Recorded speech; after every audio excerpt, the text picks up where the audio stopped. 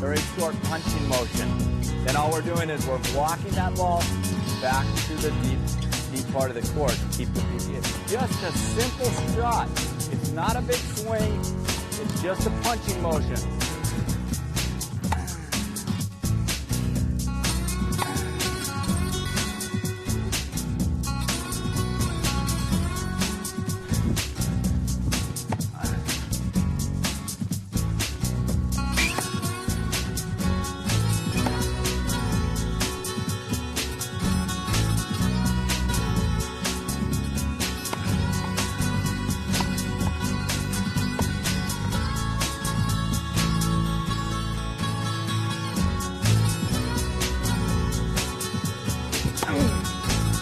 Split step, left foot forward, short.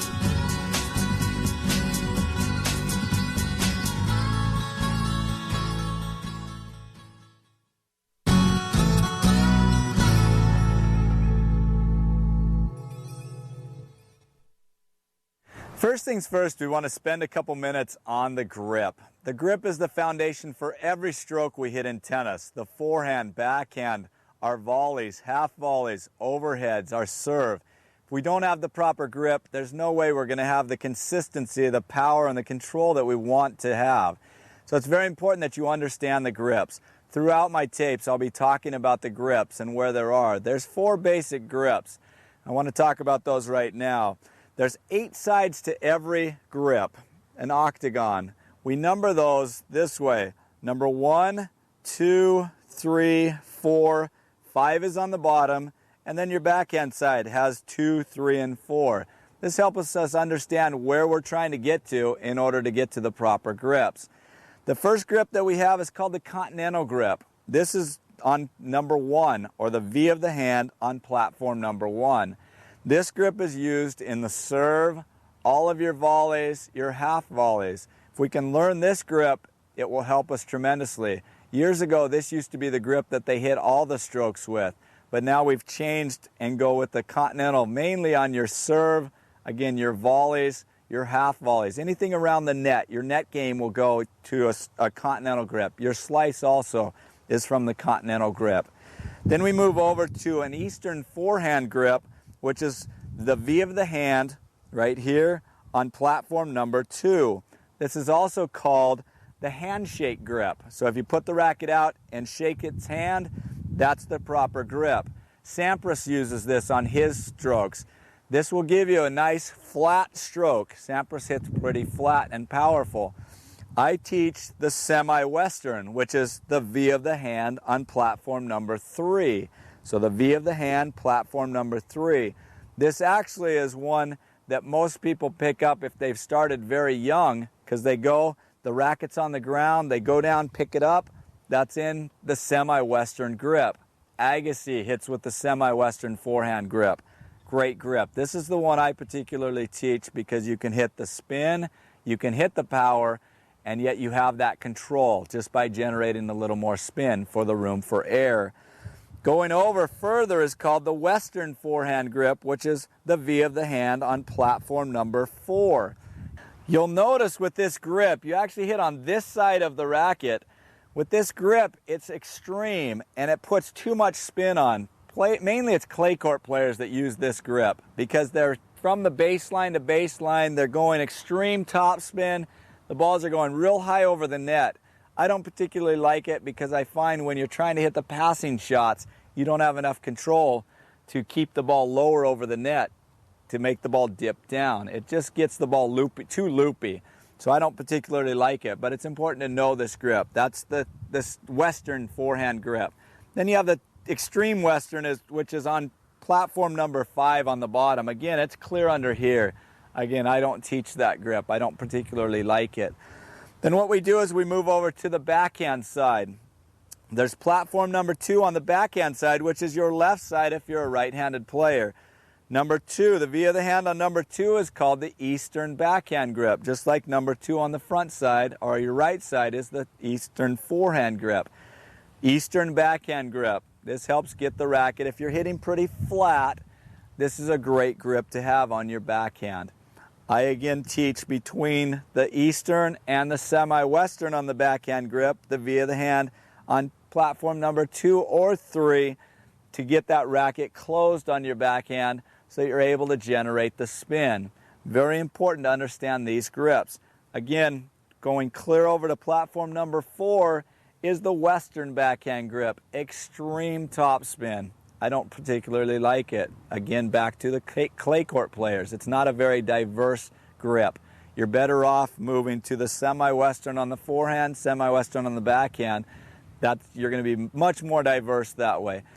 Now, if you're left-handed, it's very important to understand everything is just backwards. You start out platform number 1, continental. Now everything to your dominant hand or your left side is now your forehand side. Platform number 2, Eastern forehand grip. Platform number 3 is the semi-Western forehand grip. You'll hear me talk about this often on your forehand and your backhand. Semi-Western. Western is platform number 4. And then extreme Western is platform number 5. Again, hitting on the back side of the racket. Then we go back around. Eastern backhand grip for a left-hander. Via the hand, platform number 2 on your right side or your non-dominant hand. Platform number 3 is semi-Western backhand grip. Platform number 4 is Western backhand grip. So that you know as a lefty, you're going to be just the opposite when I talk about the right-handed side and the left-handed side. Now you know the grips. It's very important that you understand these grips and learn them so that you get the racket head in the proper position. Once you do, you'll find the consistency will increase. The ability to hit these shots will increase, and you'll find you're way ahead of your competitors just by learning the proper grips.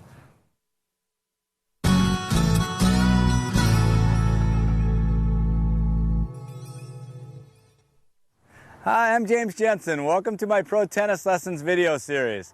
Today we're filming at the beautiful Rancho San Clemente Tennis and Fitness Club in San Clemente, California. And in today's clinic, we're going to work on the ultimate forehand. What is the ultimate forehand? It's power, precision, depth, angles, consistency. How do we put this into our game to where we can trust it? Maybe you're one of those players that when you're out playing, one day you're totally on, the next day maybe you're totally off, you don't know what happened. Or maybe one of those players that comes out, practice sessions are really good, hit the ball very well, get in match situations and just tighten down and start pushing balls. What we're going to work on in this clinic is how to learn the proper form so that you can trust your form. So when you go out, you know that that ball is going to go exactly where you want to. On your cross court, your down the lines, the deep shots, the short balls. You're going to have total control of the ball to do what you want with it. So when you're out there, your opponent's going to start fearing your forehand. Make it a weapon, and if you'll trust the form that I teach you from square one, the very basics of footwork, racket position, grips, everything, I will teach you step by step how to hit this forehand with proper topspin so that you can trust it. If you do this, I guarantee your forehand will improve. So come with me today, go grab your racket, and let's get started.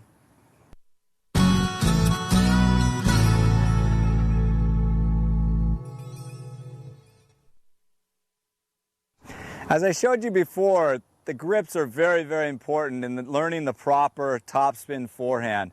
The grip that I teach on your topspin forehand is the semi-Western forehand grip.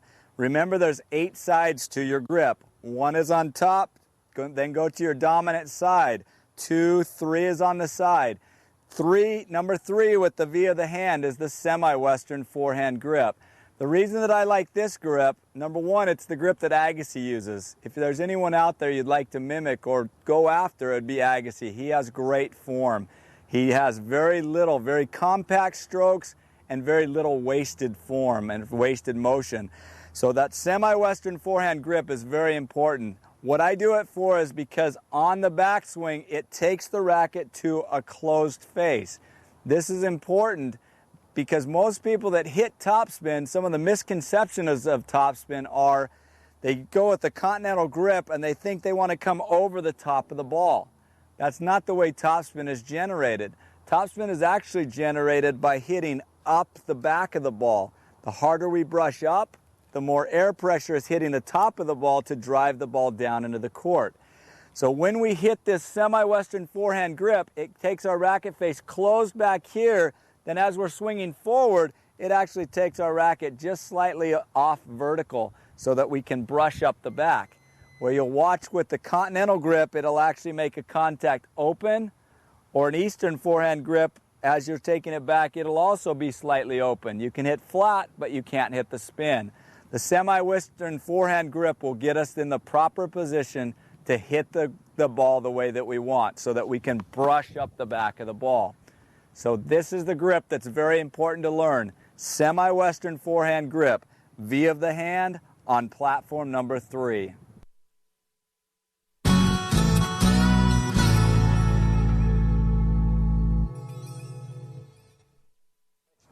The next thing we want to move on to after you've learned that proper grip is the ready position. I don't care what sport you're in, you have to learn the proper ready position so that you can move quickly to the right or to the left. Very, very important.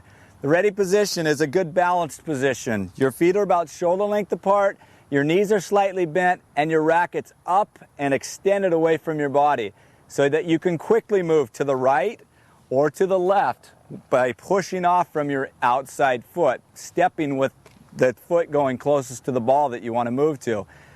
Any sport, it's very important so that we can move quickly.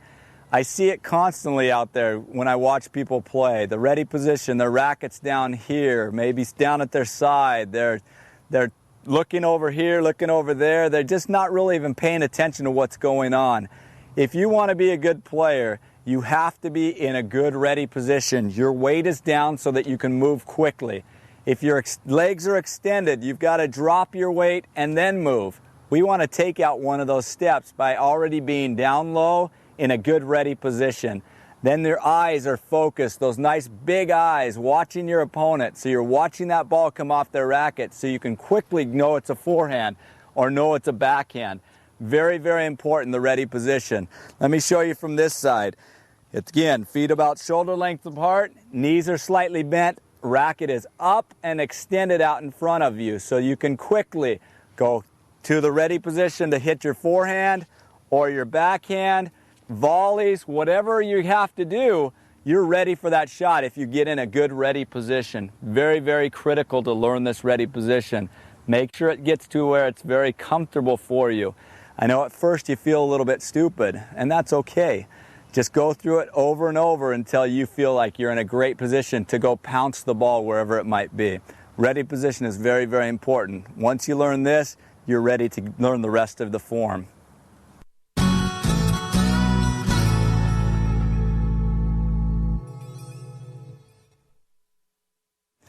Now you're in your ready position and you're ready to move quickly to the ball, but how do we get to the ball? A lot of people have no idea how to get to the ball the quickest way possible. It's very important to understand this. From the ready position, remember, the weight is down. What you want to do is you want to step out with your outside foot to get you going in the direction that you want to. Push off from the inside foot. That will get you there the quickest. You don't want to go here and across. That will actually take longer than your one step out and then going. That'll get you right into stride and you'll be able to move very quickly. So from that ready position, our weight is already down, so we don't have to go here, down, and across. Tennis is very much of a timing game. It's all about reducing the amount of time it takes you to do any particular stroke, especially as you get to the higher and higher levels. Once you get at the lower levels, you have a little more time, so you can flub up a little bit. As you get better and better, you don't have that time. That little extra bit of time is very valuable. What you'll see is this is the way it is. If you're already in the ready position, you're already going to be ready to move quickly. You go out, step across, so that's big steps first. As you get closer to the ball, we start doing what's called baby steps to get ourselves in the perfect position to strike the ball. So as we're going from our ready position, let's do it one more time. We're here, ready position, out, drive across big steps, shorter steps, get ourselves in position so that we can plant our back leg, which will drive us forward to hit the ball correctly. Okay, let's watch one more time. I'm going from the ready position. The ball gets hit to my forehand side. I'm ready, my weight's low, I drive out, come across. Notice as I'm moving, the racket already starts to go back. I get to baby steps, plant that back foot, which drives my weight forward, and then I go through the proper swing from low to high. Getting to the ball is a big part of this proper ultimate forehand that we're trying to teach you.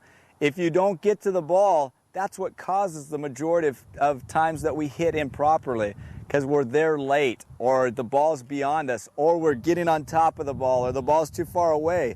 We don't quite know where we want to hit the ball. Once you learn to get the feet in the proper position, it's much easier to hit that ball correctly.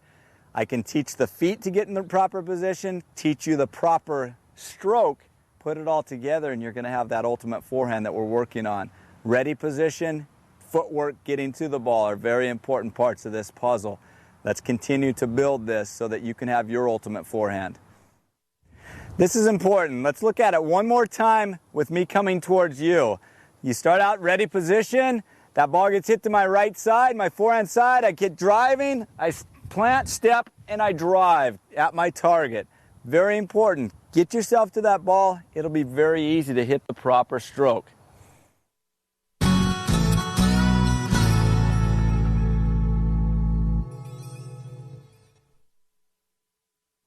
Now we need to go on to the backswing. It's very important to understand there's three main types of backswings. Different mentalities, different philosophies that are out there. The one is called the big loop. It's kind of the old Vic Braden style of backswing where it's a big looping stroke. I personally don't like the looping stroke that much because of wasted time. You don't have that much time when we're playing, especially on the hard courts, grass, the faster surfaces. You don't have enough time to get the big loop to go through. It's okay on the clay, but not on the other surfaces. So why use a style that you can't use from surface to surface? One of the greatest players in recent time is Agassi. He has very compact strokes, very simple strokes. That's what I like to teach. There's an abbreviated loop, which is kind of where I want you to be once you're a little more advanced, which is coming back about here, rackets up, and then we're coming down and through. So the racket goes back here. It's called an abbreviated loop. It's not the big loop. It's kind of right in between where that racket goes here and drops and then up the back. Backswings are so important because if the racket isn't back and ready when we get to that ball, we can't let the trigger go and go rip the forehand. We have to try to take it back quick. I constantly watch people when they get there. They're running to the ball, the racket's out here, and then when they get there, they have to try to stop and swing quick.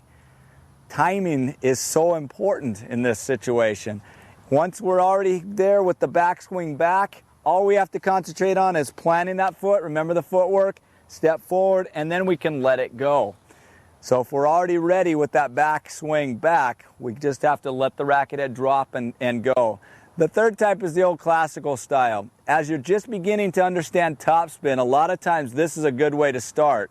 And that is just the classic drop back style. Let that racket go back down low so that all we have to concentrate on is starting that racket head below the ball and coming up the back of the ball. So we're able to brush the ball and get the spin that we want. But that's the three different types of backswings. The big loop, I don't recommend it. The abbreviated loop, that's where I want you as soon as you're more of an advanced player, you're getting those maybe a 3-5, 4-0 player, 4-5 on up. I want you in that abbreviated loop. And when you're just beginning, start with the old classical style. Start with that racket down low so it's very simple to understand. We're just trying to let the racket go below the ball and nice low to high motion across the ball. But those are the three types of backswings. The abbreviated loop is what we're trying to get to. Racket head is right up here, and notice as my hands go back, my arms go back with the racket. That helps rotate my shoulders. Very important. You want to be balanced.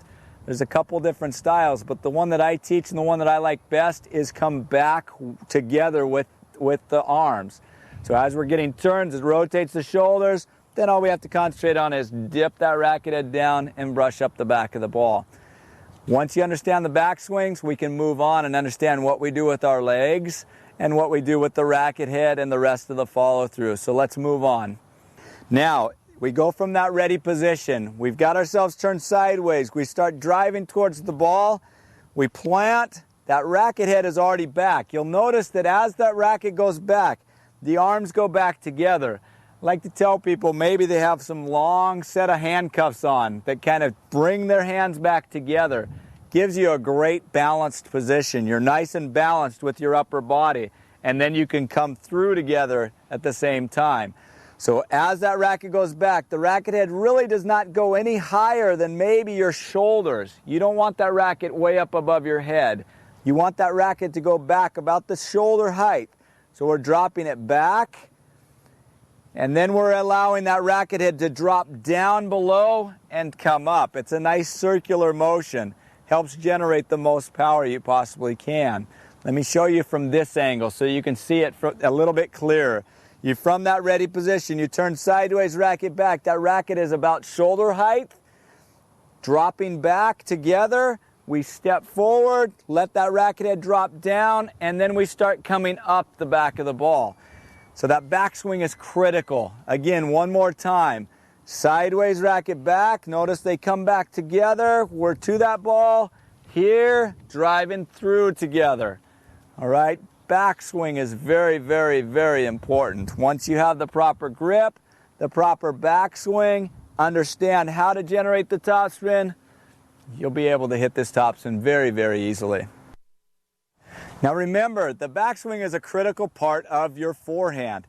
As soon as you go from that ready position and you start running towards the forehand side, that racket is already turned sideways. You're already on the backswing. It's already back. We don't run with our racket in front and try to get there and swing quickly.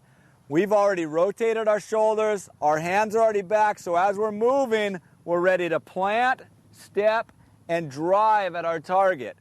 That backswing is very critical. So it's here. As soon as we're ready to start hitting, that racket head drops down at least a foot below the ball, so that we can start driving up the back of the ball and driving at our target.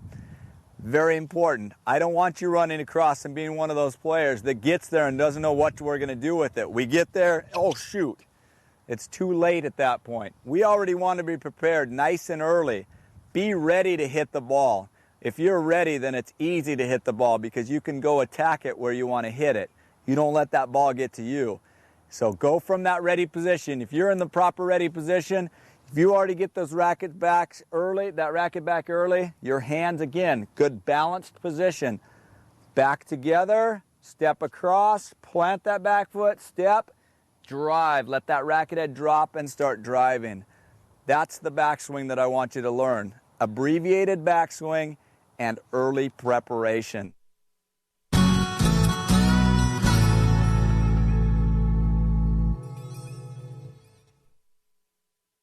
It's very important to understand that there's basically two types of stances in the footwork. There's the open stance and a closed stance. If you have plenty of time, it's great to be able to get that closed stance. The closed stance is where everything is closed. Your hips are all the way rotated. You're able to get yourself planted. Everything's closed up. This is considered a closed stance. An open stance is where the hips are not closed. They're open. That's the difference between an open and a closed stance. The difference is we still plant from our back foot, but we don't have time to step. We throw our hips a little more. So our hip is thrown and we drive the racket head through.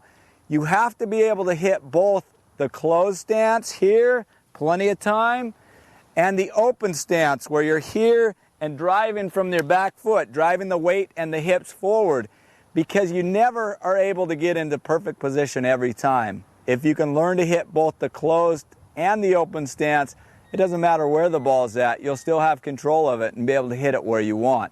One more time, very important to see. Let me show it coming at you this way. This would be considered the closed stance. Ready position, I have plenty of time. I'm over to the ball, I plant, I step, I drive through at the target. My open stance, on the other hand, is this way. I'm over to it, I'm here, boom. I drive at my target. I can go up the line, I can go cross court with both the open and the closed stances. But try them both. Learn how to hit both of them. Very, very important in your footwork to be able to hit the open and the closed stance. Both of them have some positives and negatives, but both of them should be able to be hit.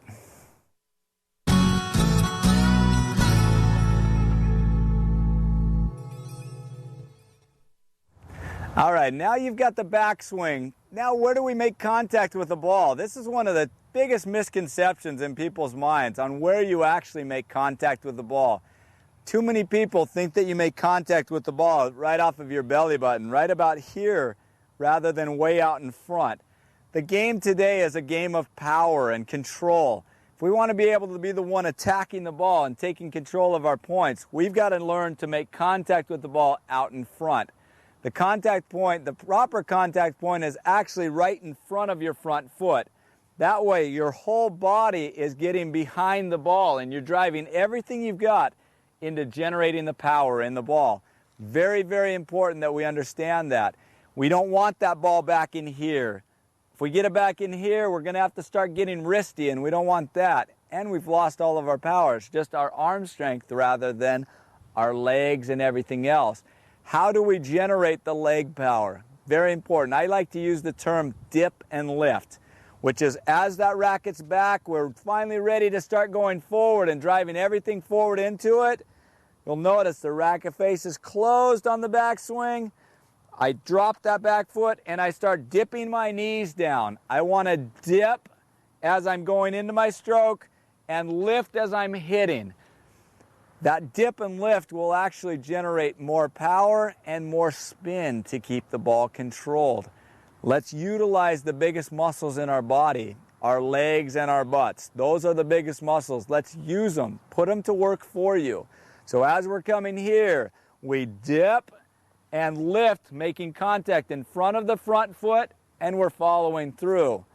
Watch as I go through this motion. I'm in the ready position. I turn sideways. I'm getting to the ball. Notice my racket face closed on the backswing. The racket head dips. My legs go down. I drop it down and contact that ball right in front of the front foot. And then I go through the rest of the swing. Very important to understand. Dip and lift. Utilize your legs to your advantage. One more time from this angle. I want you to see that contact point. It's very important as you're watching this. Watch that everything is working together. My arm, my hips, my legs, everything is working together to get all the power I possibly can into it. So I go from that ready position. I take that racket back. Notice the racket face is closed. I plant that back leg. The legs drop down. I'm driving out in front. Everything is moving forward, so I have everything back behind my swing. I want everything to work together so you can generate all the power possible on it. Let's show it one more time, and I'll actually introduce the swing to where you can see the ball being hit. So we're here, sideways racket back, racket face is closed, ball's out in front. I drive that ball right at the target. Contact point in front of the front foot. That backswing, racket face closed, dips. Everything's dipping together, drive it together, and then it becomes vertical at contact right out in front of that front foot. Very important to understand. Too many people think that you're supposed to snap the wrist, that the wrist is snappy. They just did a video on Agassi. They broke it down to 1/124 frames per second to see if Agassi snaps his wrist. So you watch it on TV and it looks like he does because he swings so fast. They broke it down that slow and found that his wrist does not move at all during his swing. He does not snap his wrist to generate the spin. The spin is actually generated from coming down and the arm and everything else driving up the back of the ball. It's not the wrist snap that generates the spin. That's a huge misconception. If you'll understand, it's not by coming over the top of the ball and it's not by snapping the wrist, you're going to be able to generate that topspin that you're looking for. You'll get that driving topspin, I like to call. When it hits, it accelerates. It'll be that heavy topspin, not just that wristy topspin that sits and lifts up. That's not what we want. We want the driving topspin so that it becomes a weapon. So learn to put it all together. One more time so you see it all together. Ready position, turn sideways, racket back, racket face is closed, plant, drive everything forward now. Shoulders are rotating, hips are going. We're making contact out in front and right at our target. That contact point out in front. You attack the ball, don't let the ball play you. Attack the ball, play you. You catch the ball back here, the balls are going to fly. or you're going to have to snap your wrist, which is going to make the balls fly as well. It's kind of the idea of baseball. The snapping of the wrist is where the power comes in baseball. We don't want the wrist to snap because in tennis we want to keep the ball controlled. Wrist is controlled, everything's going forward at our target, driving out in front and right at our target.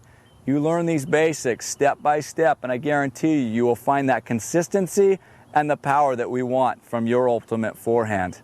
So now let's move on to the next step.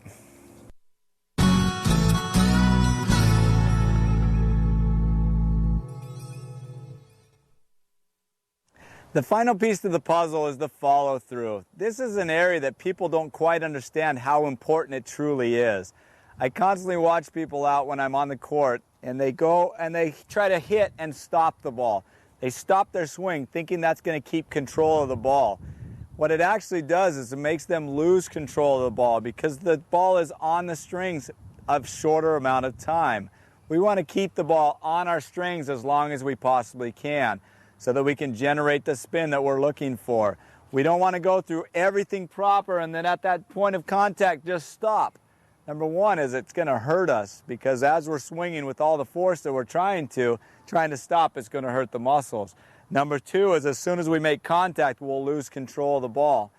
As we go here and step and make contact in front, we actually want to go all the way at our target and point at our target with our right elbow. Point at the elbow and the ball will go exactly where it's supposed to go.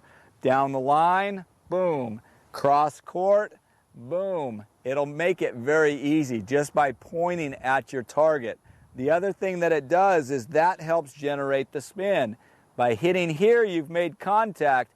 Now we want to continue that contact all the way through as long as we possibly can right at our target. We're going to start being able to hit the ball at our target rather than trying to guide it to the target. You're going to be one of those power players that can hit it corner to corner and be in total control of the ball by learning to go through that proper swing and follow through at our target. Very, very important to learn the follow through. Don't cut it off, finish it. If you do, you're going to take control of the point and control that ball. Now let's look at the follow-through from this angle. As you go from that ready position, sideways racket back, the racket back closed, plant that back foot, dip, lift, contact out in front, drive that racket head right at your target and point at your target with your right elbow. That follow-through is all important, very, very critical part of our swing. The other thing is if we want to generate power, you have to be relaxed. You have to be able to throw that arm at your target. As you're real tight, you actually are not powerful.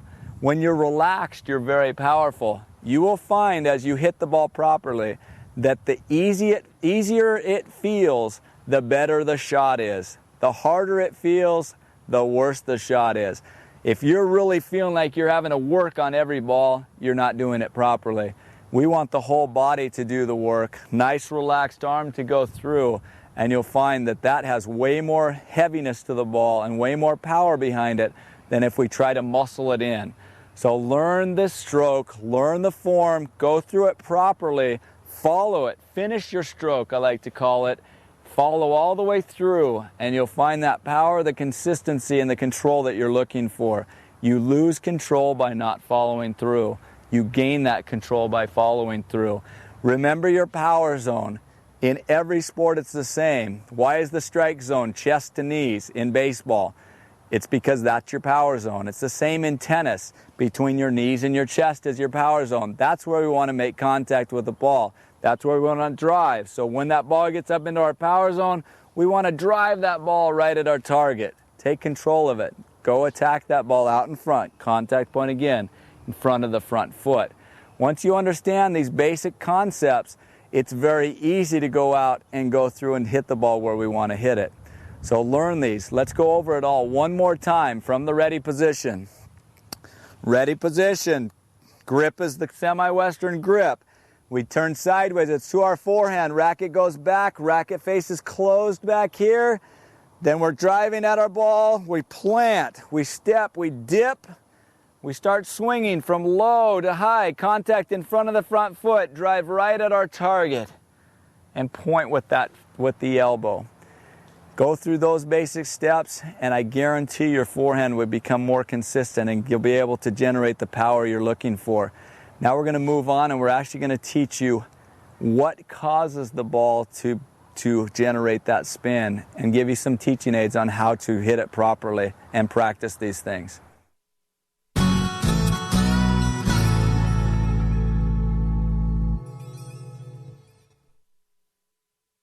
Now we're going to talk a little bit about the path of the racket. This is a big misconception out there. People don't understand how we're able to hit the ball consistently over and over and over again. And the biggest problem that I run into is people actually come out of their swing too early.